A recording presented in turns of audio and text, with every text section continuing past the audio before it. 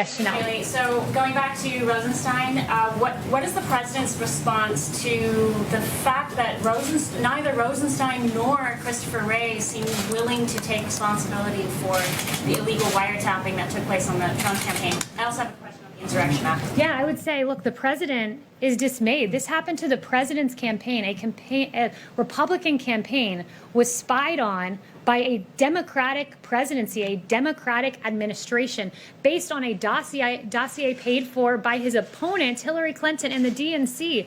This is absolutely extraordinary. It is the biggest political scandal that we've seen, and the lack of journalistic curiosity on this front is appalling when you have multiple instances of people who were saying one thing under oath from the Obama administration and saying another thing in public, that they had direct evidence of Russian collusion. I mean, that's extraordinary. Adam Schiff, I've got direct evidence, when in fact we know there was none. In the Mueller report, after spending millions of taxpayer dollars, totally and completely exonerated President Trump. It was a travesty, and we hope to get to the bottom of this, because it should never be done again in American politics to any president of either political party. Insurrection Act, Secretary Esper this morning said that he opposes it. The last time it was used was 1992.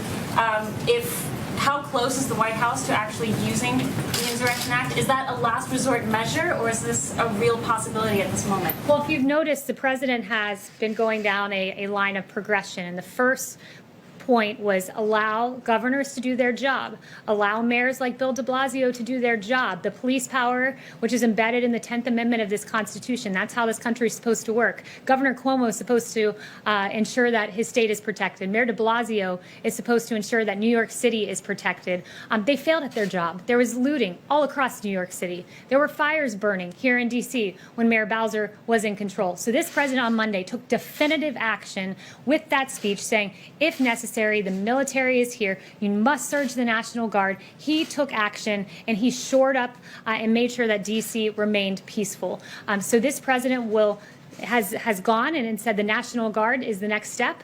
That seemed to be working here in New York, in D.C. We'll see if it continues to work. But rest assured, he has the sole authority to invoke the Insurrection Act, and if necessary, he will do so to protect American citizens. One thing I really want to note, and I think it's so important to go back to this, because I haven't seen a ton of coverage of it other than in a few places. And I started the briefing with this, and it's important. I just want to circle back and note Captain David Dorn, who lost his life in St. Louis, and he was killed by a looter. He served 38 years in the St. Louis Police Department. His wife, Ann, is a sergeant with the St. Louis Metropolitan Police Department. He is a hero. I also want to note, because there have been 45 officers lost in the line of duty this year, and my heart breaks for them. And as a new mom myself, my heart particularly breaks for two women in particular who I was reading about their stories today. Officer Breanne Leath of the Indianapolis Police Department. On April 9th, 2020, she was shot and killed.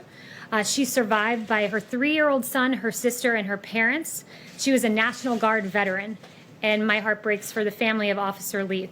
And Officer Tiffany Victoria Enriquez of the Honolulu Police Department on January 19th, 2020.